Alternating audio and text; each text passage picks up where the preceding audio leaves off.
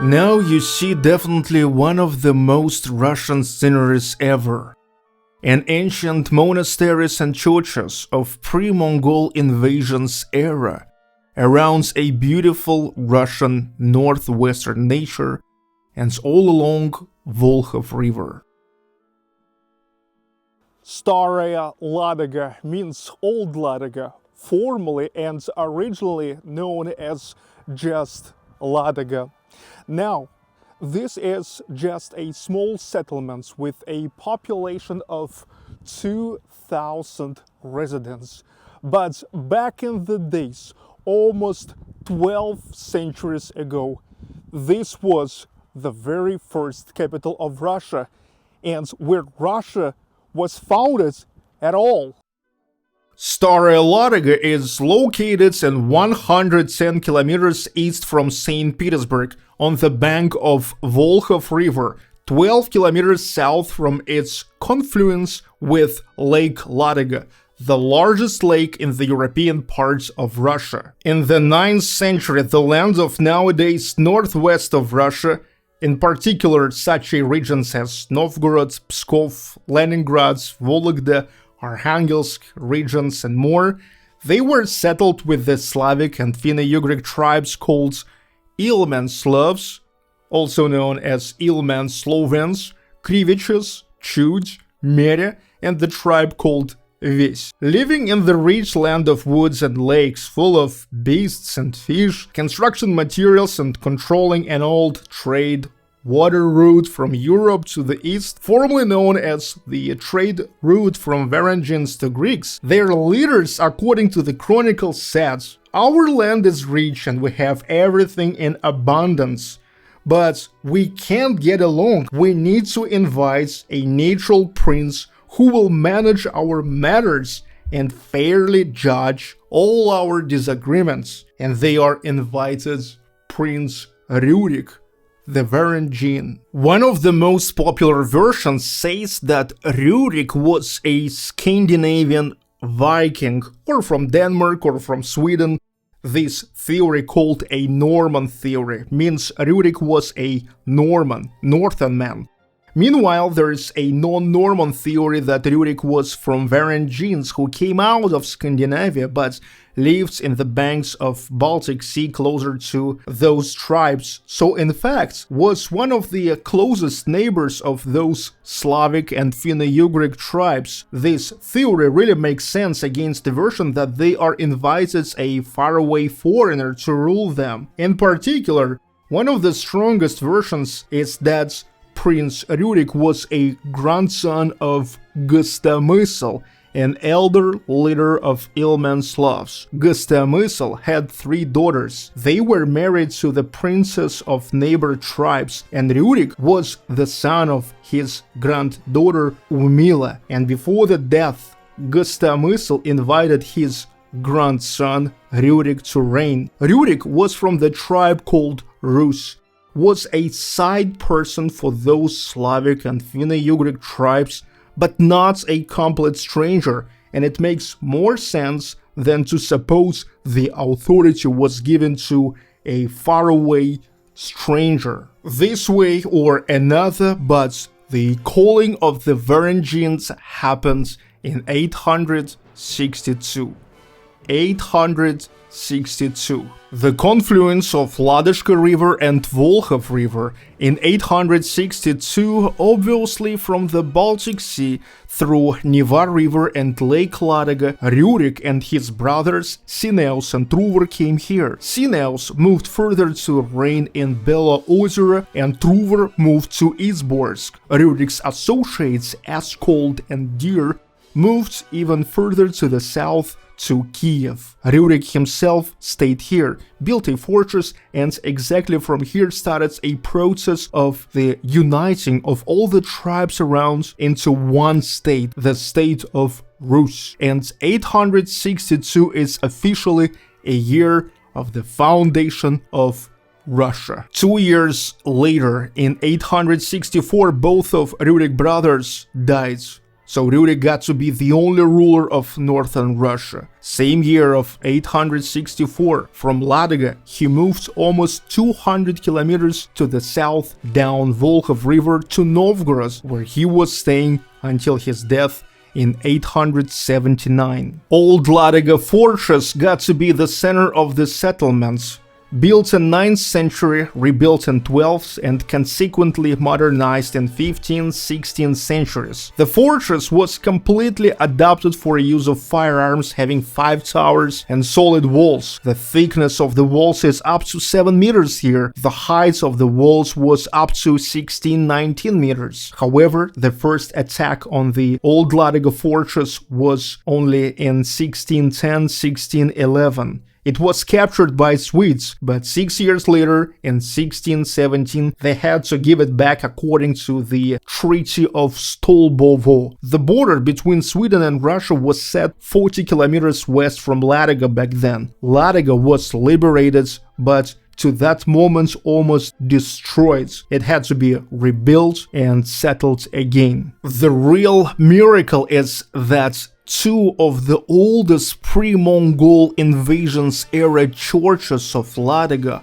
are survived after the invasions. One of them is St. George Church, which is located right here in the territory of the fortress. The white stone Orthodox Christian church built in 1165, along with the Holy Dormition Cathedral not far from here, the northernmost church of pre-Mongol invasions period of Russia. According to the Chronicles, the church was dedicated to the name of Saint George in a memory of crushing the Swedes in the Battle of 1164 on Voronezhka River. The design of the church is very typical for the Novgorod architectural school. It is based on 4 pillars and has 1 dome and 3 apses. The frescoes were painted in the same year as the church was opened. This is one of a few examples of the 12th century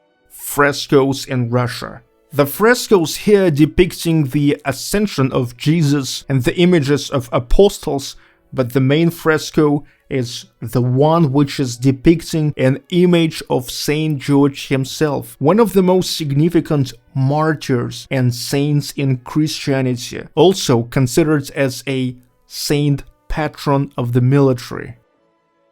Another church in Lada Fortress is a wooden Saint Demetrius, in Russian Dmitry Solunsky Church. Built in 1620s, it was used as a warm church for the services in a cold winter time and a dining room. In the beginning of the 20th century, the merchant Gerasimov donated the money to renovate the church with all the details and forms preserved, and church was blessed again. The final renovation so far was finished in 2017. The Museum of the Local History and Architecture is located inside of the walls of the fortress.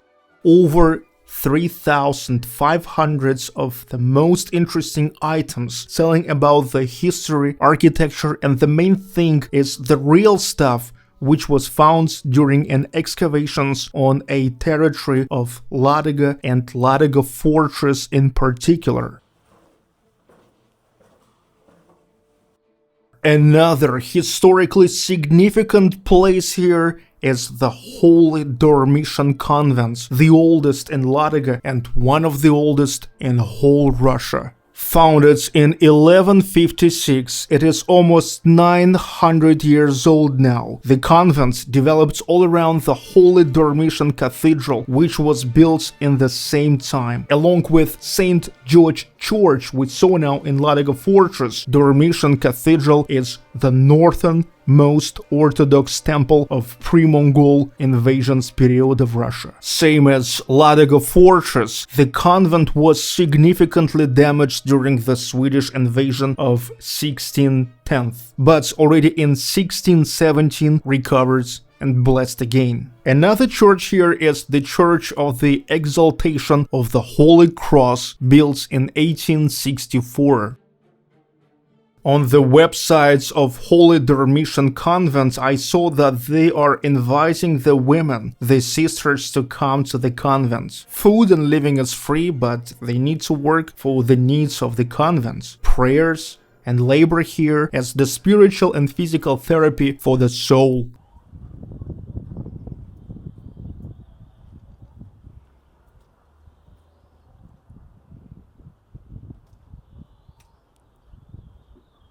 The square with the monuments to great princes Rurik and OLG the Wise. Rurik died in 879 when his son Igor was yet too small, so OLG the Wise continued to rule Russia on the rights of the regent of an underage Prince Igor. I already told you that Prince Rurik came to Ladoga and Novgorod in the north of Old Russia, while his associates Askold and Dir forced the authority in the south in Kiev. After the death of Rurik, Oleg the Wise came to Kiev and said to Askold and Dir that now they are not authorized to rule there, as they are not the descendants of Rurik, and showed them Igor. Now that's who is the real ruler. Igor, the son of Rurik, and killed Askold and Dir. After Oleg the Wise got to be a prince of Kiev on the rights of Igor's regents, he started the process of the uniting of the northern Russia and southern Russia. Back then, in 884, he moved the capital of Russia to Kiev. However, Novgorod never got to be less significant. Novgorod got to be the center of northern Russia, Novgorod Republic, and Kiev got to be a center of southern Russia, Kievan Rus. So now you know for sure that Kiev was a complete creature of Novgorod, Russia, and developed by the princes of Novgorod, Oleg the Wise, Igor, Vladimir, and more. Oleg the Wise, the unifier of northern and southern Russia, ruled for 33 years, died in 912, and buried here on the bank of Volkhov river in the northernmost parts of Ladoga. What we see is a unique old Russia burials of the 9th 10th centuries. The mounds, or call it kurgans, over the graves. It is related to the pre-Christian history of Russia, and such burials are considered as a pagan burials. The grave of Oleg the Wise is located here. On this stone, something like the map of life of Oleg the Wise. You see, from Novgorod he moved to the south to Kiev, and then from Kiev, back in 907, he made the military campaign to the Black Sea, Byzantium, and Tsargrad, the former name of Constantinople, and Constantinople is a former name of Istanbul. But let's get back to town. The house of Pyotr Kalazin, the local Ladoga merchant, built in 1884. Typically for the merchant houses of the 9th century. On the first floor here was the shop, and the second floor was residential, where Kalazin lived with his wife and 3 kids.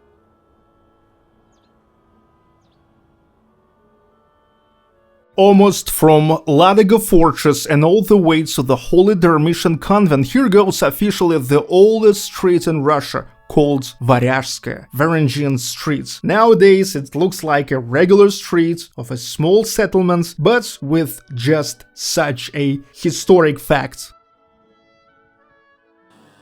Now we move to the very south of Ladoga. This is St. Nicholas Monastery, another really old 800 years monastery that was built around even older St. Nicholas Cathedral that was built in honor of the famous Alexander Nevsky battle on the Neva River against Swedes in 1240. St. Nicholas Monastery is also related to the history of the famous Valaa Monastery, which was destroyed by Swedes in 1611, one of those years of so-called time of troubles. A part of Valam monks with the most significant values and saint staff of Valam Monastery fled exactly here. Then they had to flee and send the values to Novgorod, but some of the monks stayed here that to get murdered, but to show their love to the Christ with their blood spilled. After that Treaty of Stolbovo in 1617, which I already mentioned, the territory of Valam Monastery remained under Swedes, so the monks of Valam Monastery continued their life here in St. Nicholas Monastery, and still now, in fact, here preserved the spirit, rules, and traditions of an ancient Valaam. In the Soviet years, for decades, the monastery was in oblivion, but since 2002, the monastery life started returning here and goes renovation. Now the services goes in the John Chrysostom Church built in 1873. The 17th century bell tower was restored in 2023, last year. Now everybody can go up and enjoy the panorama of Ladoga and Volkhov River. And finally, this year began a long-awaited renovation of St. Nicholas Church.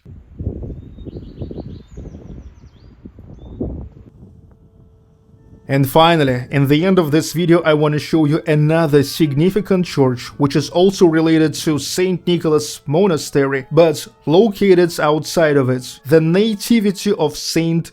John the Baptist Church on Malyshevo Hill of Staraya Ladoga. It is known since at least 1276, but back then it was a wooden church rebuilt to this stone one in 1695. Once the stone church was built already after a Swedish invasion of 1610.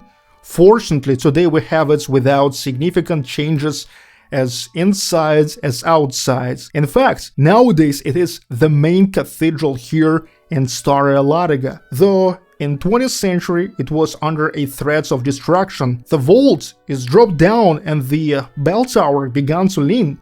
The restorers found a lot of secret underground tunnels which are started affecting the basement. They pumped up those tunnels with a huge amount of concrete to neutralize the threat of the destruction of the basements and just made a general renovation.